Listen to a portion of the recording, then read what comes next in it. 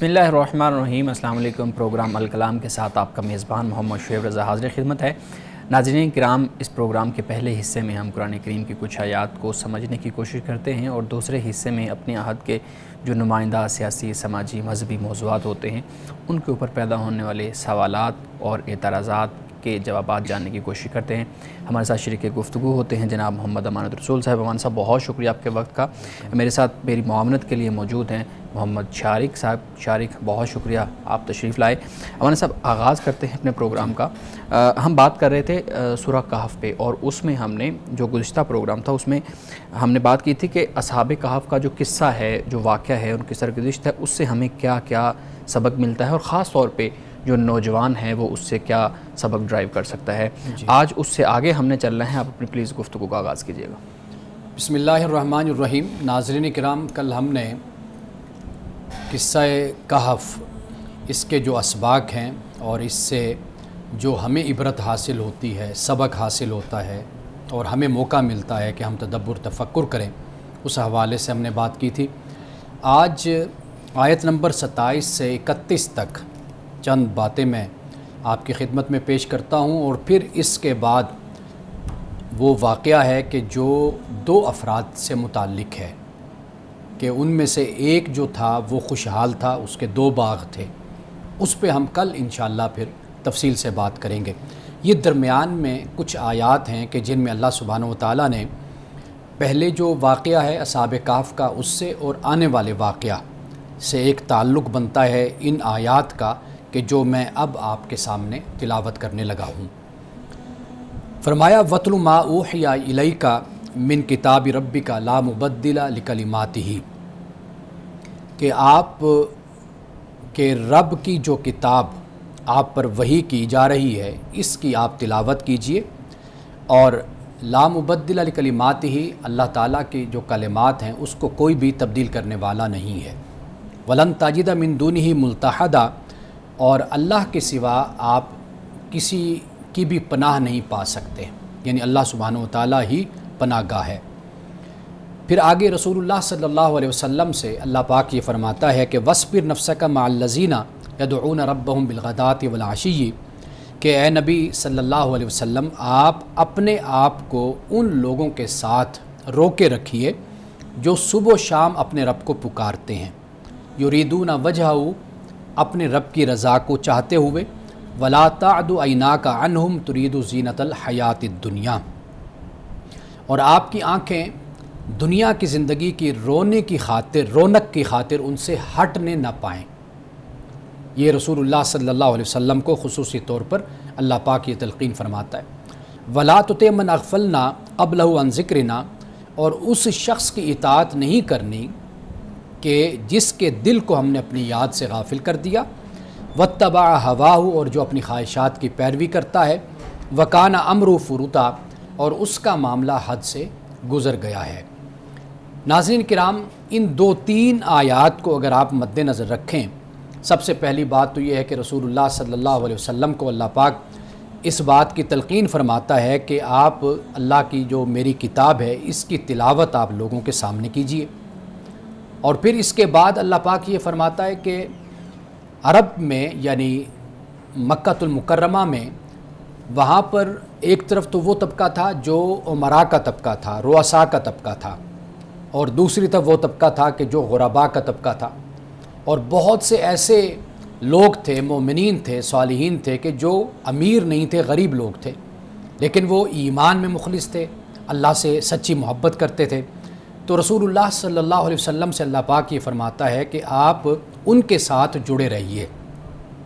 یعنی اللہ کے ہاں سب سے زیادہ اہمیت انسان کے تقوی کی ہے، اس کے کردار کی ہے، اس کے باطن کی ہے، اس کے ایمان کی ہے۔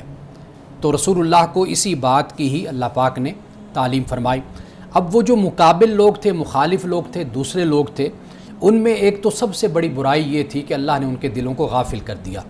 یعنی وہ اپنے کردار کی اس پستی تک پہنچ گئے کہ ان کے دل غافل ہو گئے، اور پھر وہ اپنی خواہشات کی پیروی کرنے والے بھی تھے۔ اور پھر اس کے بعد اللہ پاک فرماتا ہے کہ وَقُلِ الْحَقُّ مِن رَبِّكُمْ، کہ اے نبی آپ کہہ دیجئے کہ حق تمہارے رب کی طرف سے ہے۔ فَمَنْ شَاءَ فَلْيُؤْمِنْ وَمَنْ شَاءَ فَلْيَكْفُرْ، پس جو شخص چاہے ایمان لائے اور جو شخص چاہے وہ ایمان نہ لائے یعنی کافر ہو جائے۔ انا اعتدنا للظالمین نارا احاط بہم سرادقها کہ بے شک ہم نے تیار کیا ہے ظالموں کے لیے آگ کو، اور یہ وہ آگ ہے کہ جس کی کناتیں ان کو اپنے گھیرے میں لے لیں گی۔ وَيَسْتَغِيثُوا يُغَاثُوا بِمَاءٍ كَالْمُهْلِ يَشْوِي الْوُجُوهَ اور قیامت کے دن جب یہ فریاد کریں گے پانی کے لیے تو پھر ان کی فریاد رسی جو پوری کی جائے گی وہ ایسے پانی سے کی جائے گی کہ جو تیل کی تل چھٹ کی طرح ہوگا۔ تیل کی تل چھٹ کہہ لیجئے یا پگھلا ہوا جیسے تانبا ہوتا ہے اس جیسا وہ پانی ہوگا، اور وہ ایسا ہوگا کہ جس سے ان کے چہرے جھلس جائیں گے۔ بئس شراب، یہ کتنا برا پانی ہے،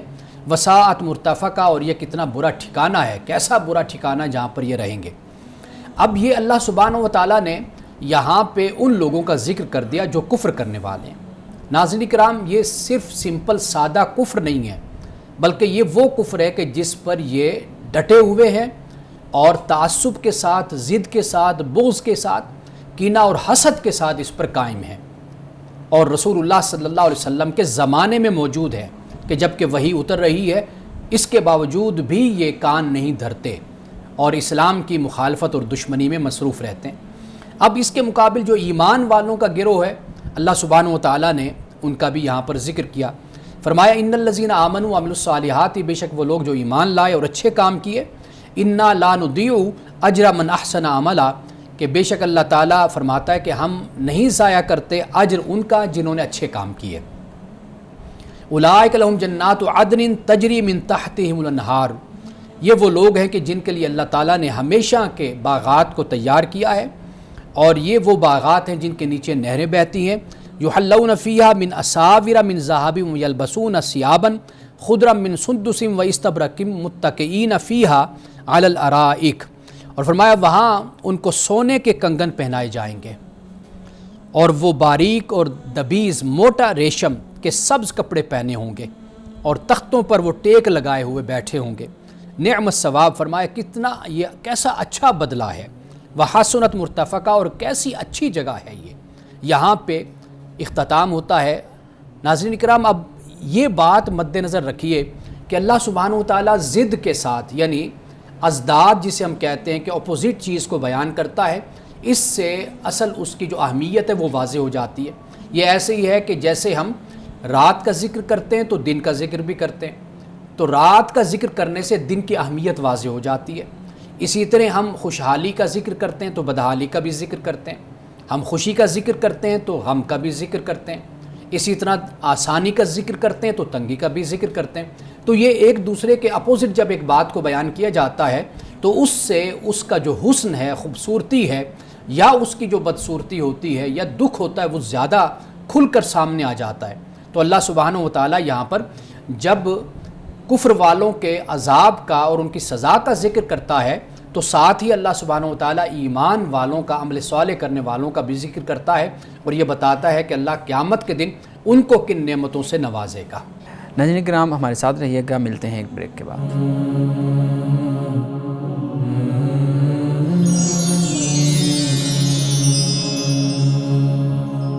ویلکم بیک ناظرین۔ امان صاحب، آپ کی گفتگو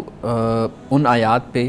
جو اصحاب کہف کے قصہ اور جو دو باغ والوں کا، دو نوجوانوں کا قصہ ہے، اس کے درمیان کی جو آیات ہیں بڑی خوبصورت، اور میرے خیال میں ایک ایک آیت ہیں تو وہ 4 آیات، لیکن ایک ایک آیت بہت ہی خوبصورتی سے اللہ رب العزت نے اس کو بیان کیا ہے۔ اس پہ سوالات ہیں۔ ایک تو یہ کہ جب جنت کی بات ہو رہی ہے، آخری آیت کے اندر کہا گیا کہ جو ایمان لائے اور عمل صالح کرتے رہے ان کے لیے جنت کے باغات ہیں، اور پھر سونے کے کنگن ہیں، اور پھر تخت پہ بیٹھے ہوں گے۔ پوچھنا میں یہ چاہ رہا ہوں، اس سے پہلے والی آیت میں بھی جہنم کا جہاں پہ ذکر ہے، دوزخ کا ذکر ہے، اسی طرح سے پوچھنا میں یہ چاہ رہا ہوں کہ جب جنت اور دوزخ کی بات کی جاتی ہے تو ہمارے ہاں وہی چیزیں جو دنیا کے اندر نعمتیں یا سختیاں یا عذاب ہوتے ہیں، انہی چیزوں کو آخرت میں عذاب کے طور پہ دکھایا جاتا ہے۔ گرم پانی پینے کے لیے پیپ، لوہا یا تانبا وہ جلد کو جلا دیتا ہے، تو اسی طریقے سے بتایا جاتا ہے کہ وہ لوہا اور تانبا جو ہے نا وہ جلا کے ان کے جسم پہ لگایا جائے گا۔ جنت کی بات کریں تو وہاں پہ بھی یہ ہے کہ ان کو کھانے کے لیے اس طرح کی نعمتیں دی جائیں گی، تخت ہوں گے، سونے کے کنگن ہوں گے۔ تو بنیادی طور پہ ایک چیز ذہن میں آتی ہے کہ جنت اور دوزخ کے جو معاملات ہیں ان کو دنیا کی نعمتوں اور دنیا کے عذاب کے ساتھ کیوں وہ تشبیہ دی گئی ہے؟ کیا یہ انسان کے ذوق کے مطابق ہی اللہ رب العزت نے ان چیزوں کو ڈھالا ہوا ہے؟ دیکھیے، انسان جن دنیاوی سامان سے خوشی محسوس کرتا ہے اور جن سے وہ دکھ محسوس کرتا ہے، مصیبت اٹھاتا ہے، تو انہی طریقوں سے ہی اللہ پاک نے انسان کو یہ بات سمجھائی ہے. یعنی ایسا نہیں ہو سکتا نا. آپ دیکھیے کہ جس چیز سے آپ واقفیت ہی نہیں رکھتے، مثال کے طور پر آپ کی ساری زندگی اگر ایک ملک میں، ایک شہر میں گزری ہے، تو اگر کوئی ایسی بات آپ سے کہی جائے کہ جو آپ کے نہ تو ایکسپیرینس میں ہے، نہ آپ کے مشاہدہ میں ہے، نہ آپ کے کانوں نے سنا، نہ آپ نے سونگھا، نہ چکھا، نہ چھوا، کچھ بھی نہیں ہے،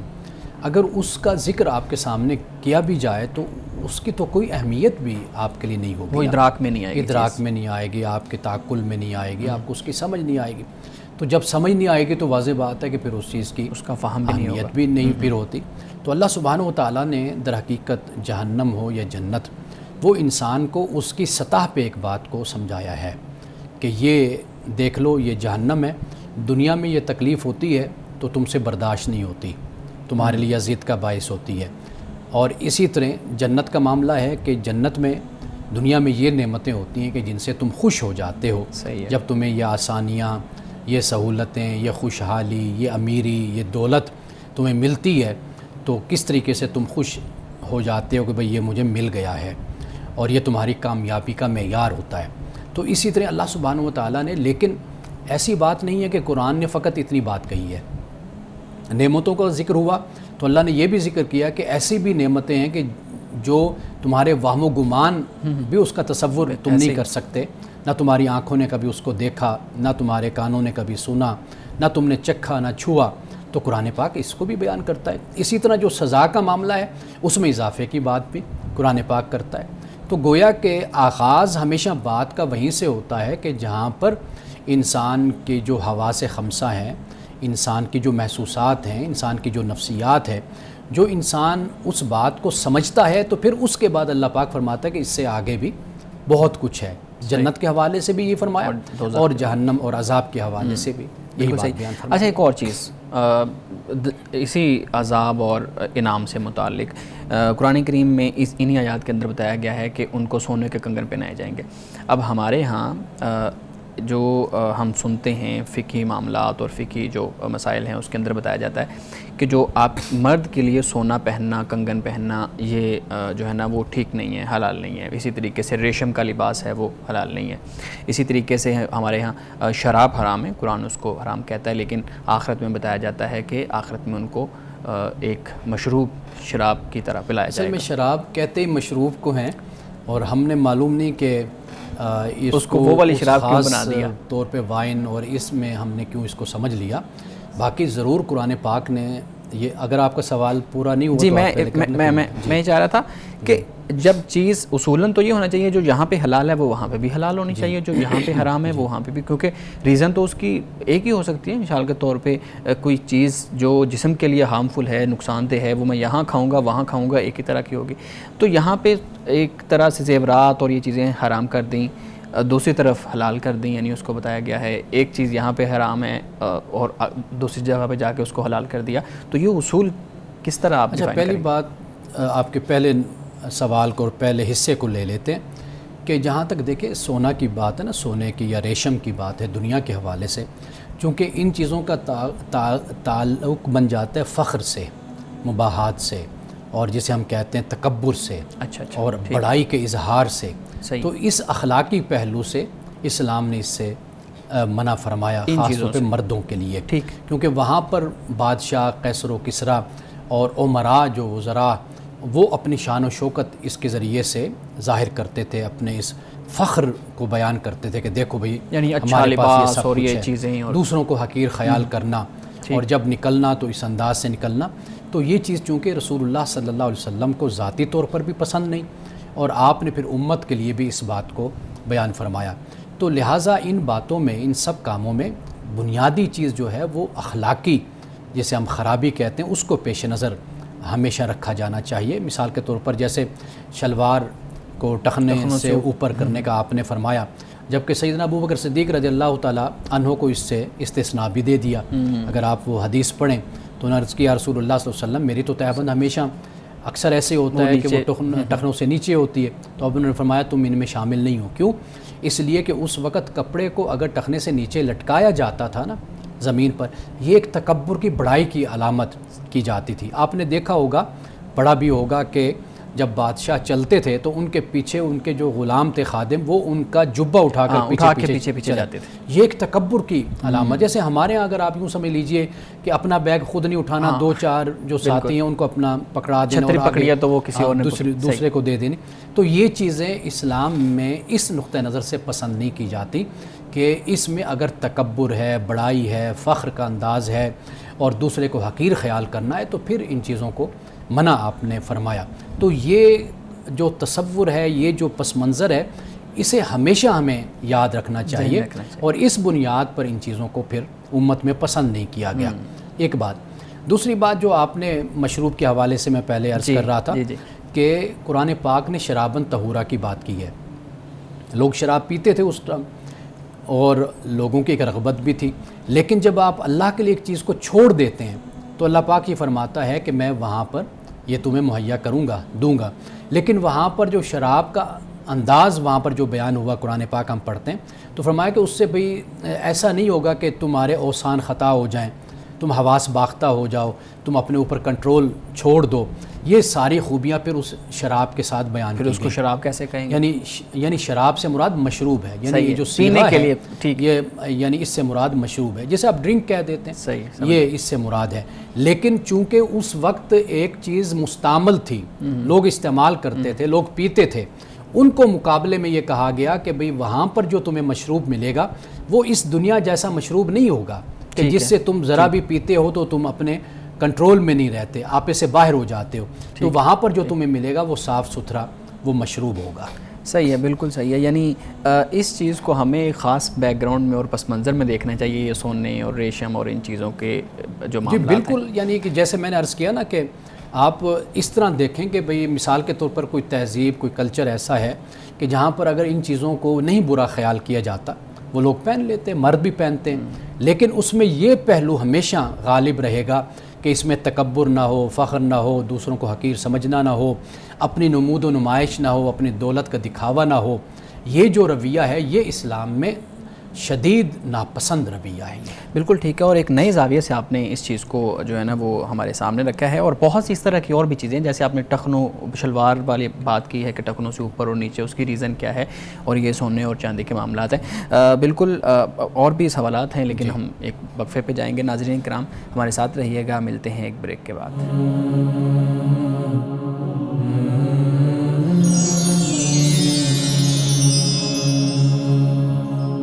ویلکم بیک ناظرین. اچھا شارق، آپ دوران بریک کو بات کر رہے تھے، ہماری جو بات چل رہی تھی اس سے متعلق. اس سے پہلے امانت صاحب بات کر رہے تھے کہ شراب طہورا کے بارے میں کہ جنت میں شراب طہورا ملے گی، وہ جو شراب ہوتی ہے جس میں انٹاکسیکیشن ہوتی ہے وہ نہیں ہوگی. تو میرے ذہن میں اسی وقت پوائنٹ آیا کہ ہمیں جب بتایا جاتا ہے کہ آپ کو شراب ملے گی، حوریں ملیں گی جنت میں، تو وہ اس پوائنٹ آف ویو سے بتایا جاتا ہے کہ جنت میں آپ کو ریوارڈ کے طور پہ دی جائیں گی، کیونکہ دنیا کے امتحان کی جگہ یہاں پر آپ کو الاؤڈ نہیں ہے شراب یا کچھ بھی جو جن کو گناہ تصور کیا جاتا ہے. تو اس وجہ سے جنت میں وہ آپ کو الاؤڈ ہوں گی. تو کیوں جنت میں شراب طہورا ہی ملنی ہے، وہ شراب کیوں نہیں ملنی جس میں انٹاکسیکیشن ہے؟ دیکھیے پہلی بات تو یہ ہے کہ جو آپ نے لفظ استعمال کیا کہ جس سے نشہ انسان کو ہوتا ہے، تو نشہ ہونا اور انسان کا آؤٹ آف کنٹرول ہونا اور نارمیلٹی کھو دینا اپنی، تو یہ کوئی پسندیدہ چیز تو دنیا میں بھی نہیں ہے کہ انسان اس کو ہرگز پسند نہیں کرتا. ہر جگہ پہ پر مزہ تو آتا ہے، مزہ تو آتا ہے. اب جو معاملہ ہے وہ ایک علیحدہ چیز ہے. اب اللہ تعالیٰ ایسے تجربے سے بھی بچائے کہ ایک حرام چیز کے قریب انسان جائے. لیکن اصل جو بات ہے وہ یہ ہے کہ دنیا میں انسان ایک چیز کو چھوڑتا ہے، اللہ پاک کا جو وعدہ ہے وہ یہ ہے کہ اس سے اللہ بہترین چیز انسان کو دیتا ہے. یعنی اگر دنیا میں انسان ایک دنیا کی شراب کو، وائن کو، جو بھی آپ اس کو نام دیں، اس کو اگر آپ چھوڑتے ہیں، کیوں چھوڑتے ہیں؟ اللہ کے خوف سے کہہ لیجئے، اللہ کی محبت سے کہہ لیجئے، اللہ کے حکم کے مطابق عمل کرتے ہوئے آپ چھوڑ دیتے ہیں، آپ اپنے نفس کی قربانی دیتے ہیں. تو اللہ تعالیٰ اگر آپ کو یہی چیز وہاں پر دے دے تو میرا خیال ہے کہ یہ تو کوئی اتنی بڑی بات نہ ہوئی. اصل چیز تو یہ ہے کہ اس سے کہیں بہتر چیز اللہ تعالیٰ آپ کو وہاں پر عطا کرے. تو اللہ کا جو وعدہ ہے وہ در حقیقت یہی ہے کہ آپ یہاں پر اگر ایک چیز کو چھوڑتے ہیں اللہ کی محبت میں اور اس کے حکم کے مطابق تو اللہ تعالیٰ وہی چیز آپ کو ایسے بہترین طریقے سے وہاں پر دے گا کہ جس کا آپ تصور بھی نہیں کر سکتے کہ یہ نعمت ہے کہ جو اللہ تعالیٰ آپ کو آخرت میں عطا کرنے والا ہے. بالکل صحیح ہے, بالکل ٹھیک ہے. شارق میرے پاس مزید سوالات ہیں لیکن میرے خیال میں اب آپ اپنے سوال رکھیے گا مانے صاحب کے سامنے. جی بالکل, میں سوال کرتا ہوں. تو ہمارے ہاں یہ دیکھا جاتا ہے, میں نے اکثر طور پہ نوٹ کیا کہ پاکستان میں جو والدین ہیں وہ اپنے کسی نہ کسی بچے کو مدرسے میں ضرور بھیجتے ہیں. وہ کہتے ہیں کہ ان کا کوئی بچہ ہے, ان کا شوق ہوتا ہے کہ کوئی نہ ان کا ایسا بچہ ہو جو دینی تعلیم بھی حاصل کرے. یعنی کہ ان کی فائنینشیل مجبوری بھی نہیں ہوتی, فائنینشیلی اچھے بڑے اسٹیبل ہوتے ہیں, اور کچھ بچے ایون کہ ان کے اسکول میں بھی پڑھ رہے ہوتے ہیں, یعنی کہ دنیاوی تعلیم بھی حاصل میں پڑھ رہے ہوتے ہیں. ہاں جی, دنیاوی تعلیم کی طرف ان کا رجحان ہوتا ہے. لیکن وہ ایک اپنے کسی بچے کو چن لیتے ہیں کہ جو وہ مدرسے میں جائے گا, دینی تعلیم حاصل کرے گا اور ان کا شوق پورا کرے گا. لیکن اس سارے پروسیس میں ہم دیکھتے ہیں کہ جو بچہ ہوتا ہے اس کے ساتھ امتیازی سلوک رکھا جا رہا ہوتا ہے, کیونکہ جو تعلیم اس کا حق ہے, ایک بنیادی تعلیم اس تک پہنچے, وہ نہیں اس کو مل رہی ہوتی. تو کیا اسلام کے مطابق یہ گناہ نہیں, کیا ایسے والدین جو ہے وہ گنہگار نہیں ٹھہرائے جائیں گے, اور کیا یہ حقوق العباد کے بھی خلاف نہیں ہے؟ یہ بہت ہی اہم سوال ہے, اس لیے کہ ہمارے معاشرے میں یہ ایک دین اور دنیا کی تفریق قائم کر دی گئی ہے. یہ والدین خیال کرتے ہیں کہ بچے کو اگر ہم مدرسے میں ڈالیں گے اور وہ قرآن اگر حفظ کر لیتا ہے یا مدرسے میں پڑھتا ہے تو وہ ہماری بخشش کا ایک نجات کا ایک ذریعہ بن جائے گا, ہماری مغفرت کا. یعنی اسی تفریق کے ساتھ نجات کو جوڑ دیا ہے. ہاں, حالانکہ وہ بچے جو اسکول میں پڑھ رہے ہیں اگر وہ اچھے ڈاکٹر بن جاتے ہیں, انجینئر بن جاتے ہیں, حلال کماتے ہیں, دین کو ہمیشہ اپنے اوپر غالب رکھتے ہیں, تو وہ بھی والدین کی بخشش اور مغفرت کا ذریعہ بن سکتے ہیں. وہ کیسے یعنی وہ جو بھی والدین کی تربیت کے نتیجے میں مطلب حلال کما رہے ہیں, محنت کر رہے ہیں, اچھا آپریشن کرے گا, سرو کر رہے ہیں, ہاں سرو کر رہے ہیں, خدمت انسانیت کر رہے ہیں, تو اس کا بھی ثواب والدین کو. میں تو ہمیشہ ایک بات کہا کرتا ہوں کہ یہ والدین کے لیے ایک ایسا اکاؤنٹ ہوتا ہے کہ جس میں اماؤنٹ جمع ہوتی رہتی ہے, ڈپازٹ ہوتی رہتی ہے. یعنی کہ ہم جیسے کہ اکاؤنٹ کھول دیتے ہیں اس کے بعد ہم بھول جاتے ہیں, لیکن ہمارا جو بزنس چل رہا ہے, جو معاملات چل رہے ہیں, تو وہ اس کی ایک اماؤنٹ ہمارے اکاؤنٹ میں آتی رہتی ہے. اب حالانکہ ہم نے کیا کچھ نہیں ہوتا لیکن وہ اماؤنٹ آ رہی ہے. یہی معاملہ ہوتا ہے کہ جب والدین اپنے اولاد کی اچھی تربیت کر دیتے ہیں, اب اولاد کی اچھی تربیت کے نتیجے میں جو کام اولاد کرتی ہے اچھے, اس کا نتیجہ, اس کا ثواب, اس کا اجر خود بخود والدین کو بھی مل رہا ہوتا ہے کیونکہ انہوں نے اس کی تربیت کی ہوتی ہے. تو یہ جو تصور ہمارے ہاں ہے نا کہ ہم ایک بچے کو حافظ بنا دیں گے, مدرسے میں بھیج دیں گے, تو لہٰذا یہ پھر کل ہمارے لیے بخشش اور مغفرت کا ذریعہ بنے گا. میں کہتا ہوں وہ زیادہ ذمہ داری والا کام ہو جاتا ہے. یعنی مثال کے طور پر دیکھیے, قرآن حفظ کر لیا, اگر خدا نخواستہ بچہ قرآن بھول گیا, کتنا بڑا مسئلہ ہو گیا. اچھا, پھر یہ کہ صرف حفظ نہیں کرنا, رسول اللہ نے فرمایا کہ پھر حفظ کرنے کے بعد قرآن پاک کو سمجھے بھی صحیح, سمجھنے کے بعد پھر قرآن پر عمل بھی کرنا ہے. یہ صرف ایک مرحلہ تو نہیں ہے, اس کے لیے مزید مشکل, پھر آگے مزید ذمہ داریاں ہیں اس بچے کی کہ اس نے جو ادا کرنی ہے. تو یہ ثواب کا بھی ذریعہ ہے, اس کو ہم نگیٹ نہیں کرتے, لیکن یہ میں اصل اس تصور پر بات کر رہا ہوں, اس کانسیپٹ پر جو والدین کے ذہنوں میں بٹھا دیا گیا کہ جو بچے آپ اسکول بھیج رہے ہیں, یونیورسٹی بھیج رہے ہیں, وہ تو نعوذ باللہ نہ ثواب کے نہ گناہ کے, وہ دنیاوی طرف چلے گئے, دنیاوی طرف چلے گئے, دنیا کی طرف. یہ بچہ جو ان سے یہ آپ کے بخشش و مغفرت کا ذریعہ بنے گا. تو میرا خیال ہے سب سے پہلے تو والدین کے اس کانسیپٹ کو درست ہونا چاہیے, ان کے اس رویے کو اور اس مینٹیلٹی کو بدلنا چاہیے. تو ہر بچہ جو بااخلاق ہے, باکردار ہے, علم والا ہے, خواہ وہ مدرسے میں پڑھا ہو, خواہ وہ یونیورسٹی میں پڑھا ہو, وہ اپنے والدین کے لیے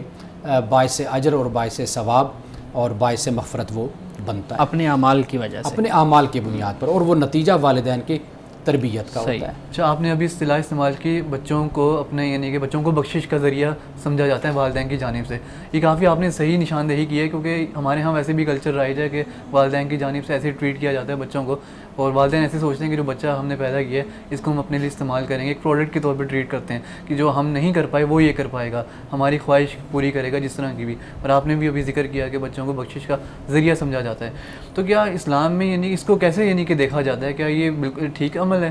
دیکھیے, اب بڑا یہ بھی بہت اہم سوال اس حوالے سے ہے کہ یہ بھی ایک والدین کی سوچ ہوتی ہے، اس سے بچے دباؤ میں آتے ہیں، جب دنیاوی لحاظ سے ہو یا دینی لحاظ سے،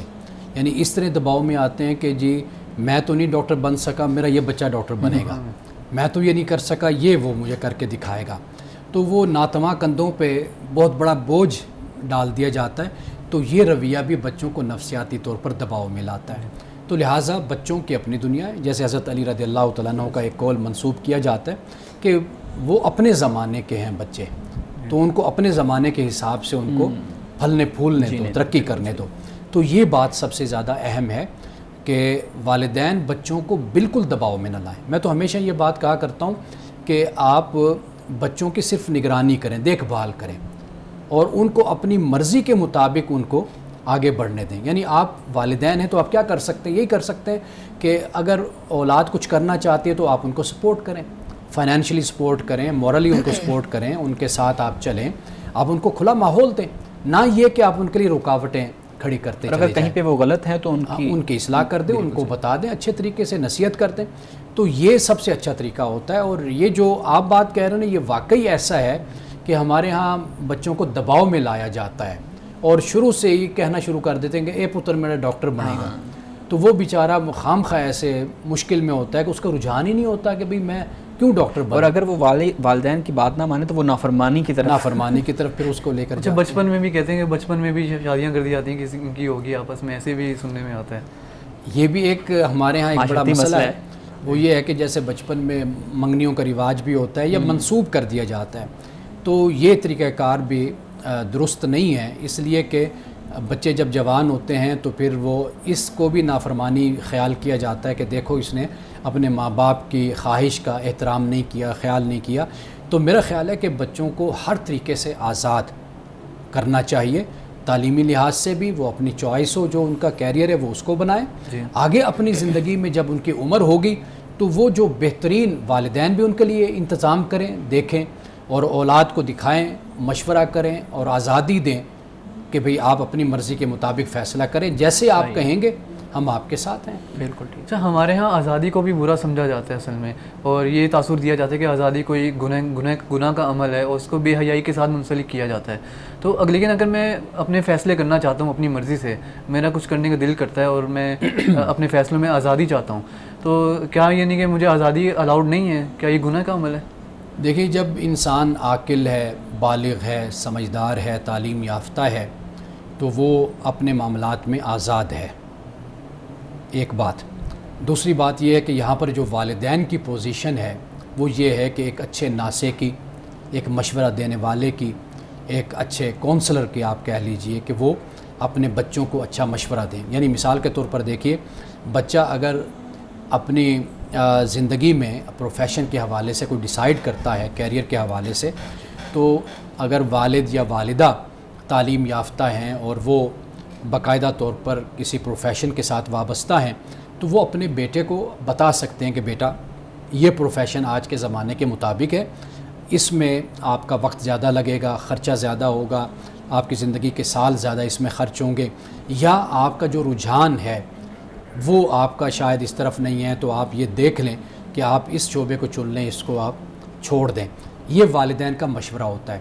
اولاد پھر آگے عاقل ہے، بالغ ہے، سمجھدار ہے، وہ اس بارے میں پھر خود فیصلہ کر لیتی ہے۔ آنس صاحب ایک اور چیز اسی سے متعلق، آپ نے کہا کہ والدین ایک ناصح کی حیثیت سے اپنی جگہ پہ موجود ہیں، ٹھیک ہے، وہ بچوں کا خیال کر رہے ہیں، لیکن وہ جو ایک روایت ہمارے سامنے آتی ہے کلکم راعٍ وکلکم مسئول عن رعیتہ،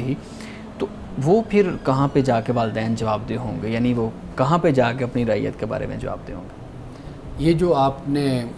حدیث کنٹرول کی نقل کی ہے نا جی، اب اس حدیث کو اگر آپ پیش نظر رکھیں، یہ صرف اس حوالے سے نہیں ہے کہ آپ اپنی بات کو زبردستی اپنے اولاد سے آپ منوائیں تو تب آپ رائی بنتے ہیں۔ یہ جو حدیث بیان ہوئی ہے اس کا مطلب یہ ہے کہ اولاد کی نگرانی، یعنی اس طریقے سے نگرانی کہ جس میں ان کی تربیت بھی آتی ہے، جس میں ان کی تعلیم بھی آتی ہے، جس میں آپ ان کی شخصیت اس طرح پروان چڑھاتے ہیں کہ وہ ایک اچھے شہری اور ایک اچھے انسان بنتے ہیں۔ رائی وہی ہوتا ہے نا، یعنی مثال کے طور پر چرواہا کو عربی زبان میں رائی کہا جاتا ہے۔ اب وہ کس طریقے سے اپنی بھیڑوں کو ہر طرح کے نقصان سے، اذیت سے، تکلیف سے ان کو بچاتے ہوئے ان کی خوراک کا بھی انتظام کرتا ہے اور ان کو بڑے خیال کے ساتھ ان کو لے کر چلتا ہے. تو اصل میں راعی وہ ہوتا ہے. ہمارے ہاں والدین جب اپنے بچوں کی تربیت میں کوتاہی کرتے ہیں نا، اور پھر جب بچے ایک خاص عمر میں پہنچ کر جب اپنی مرضی کرنے کی کوشش کرتے ہیں، پھر ان کو مذہب بھی یاد آتا ہے، پھر ان کو اخلاقیات بھی یاد آتی ہے، اور پھر ان کو اپنا والدین ہونا بھی یاد آتا ہے. تو یہ آغاز سے والدین کا ایسا رویہ اور طریقہ ہونا چاہیے کہ جو اپنی اولاد کی تربیت کے معاملے میں کوئی خانہ خالی نہ چھوڑیں، اس طریقے سے لے کر چلیں. تو میرا خیال ہے کہ اگر تربیت صحیح ہو تو پھر والدین کو ضرورت بھی پیش نہیں آتی کہ وہ اپنی اولاد کے ساتھ کسی معاملے میں کوئی محاذ بنا کر کھڑے ہوں. یہ وہاں پر نوبت آتی ہے جہاں پہ شروع سے مشورہ نہیں، دوستی نہیں، تعلق نہیں، تربیت نہیں، تو پھر یکدم پتہ چلتا ہے کہ اب بیٹے نے یا بیٹی نے یہ فیصلہ کر لیا اور یہ مشکل آن کھڑی ہوئی ہے. صحیح، ٹھیک. نہیں، لیکن اگر آپ تربیت صحیح کریں گے تو اس کے بعد یہ نہیں کہ جو بچے ہیں وہ اپنی مرضی کے فیصلے نہیں لیں گے. آپ یہ مطلب ہے آپ کا کہنے کا؟ نہیں، میرا کہنے کا مطلب یہ ہے کہ پھر آپ کی جو توقعات ہیں جی، یعنی اپنی اولاد کے بارے میں، جب آپ اچھے طریقے سے اولاد کے ساتھ چلتے رہتے ہیں تو پھر اولاد کو پوری سمجھ بھی ہوتی ہے کہ والدین کی خواہش یا والدین کیا چاہتے ہیں، ان کی سوچ کیا ہے، ہمارا گھرانہ، خاندان، ہمارا معاشرہ، ہمارا سماج یہ کیا چاہتے ہیں. یہ سب کو ہر چیز کو مد نظر، کیونکہ ہم نے رہنا اسی پلانٹ پہ ہے نا، کسی اور جگہ تو نہیں جانا، یہاں پر ہی رہنا ہے. تو وہ مل جل کر پھر ایک صورتحال بنتی ہے. جب والدین اور اولاد میں تفریق پیدا ہو جائے نا، ڈسٹینس آ جائے، تو وہاں پر پھر یہ ہوتی ہے کہ اولاد اس بغاوت کا مظاہرہ کرتی ہے کہ جس میں پھر وہ کسی چیز کو نہیں دیکھتی، پھر ہر چیز کو ضد میں اور انا میں پھر ملیا میٹ کرتے ہوئی گزرتی چلی جاتی. یہ میرا اصل میں کہنے کا مقصد. بالکل ٹھیک. ناظرین کرام، یہاں پہ ایک بریک کا وقت ہو جاتا ہے، ہمارے ساتھ رہیے گا.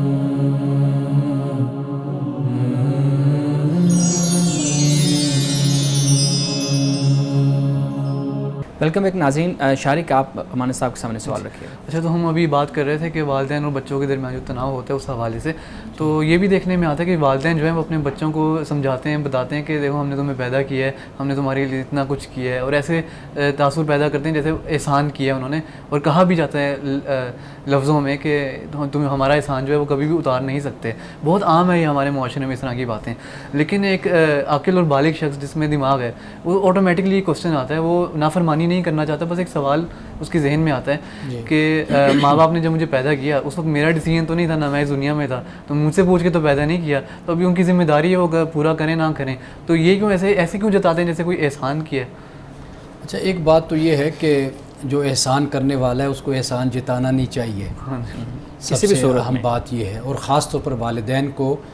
اولاد کے معاملے میں ویسے بھی یہ رویہ نہیں اختیار کرنا چاہیے کہ وہ یہ احسان جتائیں کہ بھئی ہم نے تمہیں پیدا کیا، جبکہ پیدا کرنے والے تو والدین نہیں ہو، تو وہ اللہ کی ذات ہے. والدین تو ایک ذریعہ بنتے ہیں اولاد کی پیدائش کا. اصل معاملہ یہ ہوتا ہے کہ دوسرے میں جب آپ ضد کو پیدا کر دیتے ہیں نا، تو یہاں سے سارے معاملات بگڑ جاتے ہیں. یعنی کہ دوسرے کو آپ جب اپنا حق جتانا شروع کرتے ہیں تو وہ رد عمل میں آپ کے اس حق کو تسلیم کرنے کے لیے تیار نہیں ہوتا. بجائے اس کے کہ بولا جائے اور کہا جائے، اس سے بہتر کہیں یہ ہوتا ہے کہ انسان اپنا کریکٹر، اپنا کردار اور اپنا اخلاق پیش کرتا ہے، یعنی اولاد کے سامنے بھی. تو اولاد کی خدمت، اولاد کے ساتھ اچھا برتاؤ، یہ کوئی والدین احسان نہیں کر رہے ہوتے، یہ ان کو حکم بھی خدا کی طرف سے ہے کہ بھئی اولاد کے ساتھ اچھا سلوک کرنا ہے، یہ تم پر فرض ہے، لازم ہے کہ تم نے ان کے حقوق کو ادا کرنا ہے. کل قیامت کے دن اگر والدین اپنی اولاد کی صحیح تربیت نہیں کرتے، ان کے حقوق کو ادا نہیں کرتے، تو جس طرح اولاد خدا کی بارگاہ میں جواب دہ ہوگی کہ اس نے والدین کا حق ادا کیا یا نہیں کیا، تو اسی طرح والدین بھی اللہ کی بارگاہ میں جواب دہ ہوں گے کہ انہوں نے اولاد کا حق ادا کیا یا نہیں کیا. تو میرا خیال ذاتی طور پہ یہ ہے کہ بجائے اس کے کہ اولاد کو یہ کہا جائے، بلکہ اولاد کے دل میں والدین کے لیے یہ عزت اور یہ احترام ہو کہ وہ خود اس بات کو مانے، تسلیم کرے کہ بھئی یہ میرے والدین ہیں. دیکھیے سب سے بڑا حق انسان پر اگر ہے تو وہ خدا کی ذات کا ہے، بالکل بالکل، کہ انسان دنیا میں آیا، پیدائش ہوئی، اور پیدائش سے لے کر انسان کی وفات تک ہر نعمت اللہ تعالیٰ نے انسان کے وجود کی پرورش کے لیے، اس کی بڑھوتری کے لیے اور اس کی بہتری کے لیے اللہ نے زمین پر مہیا کر دی۔ سب سے بڑا احسان تو خدا اللہ کا ہوتا ہے انسان کی ذات پر،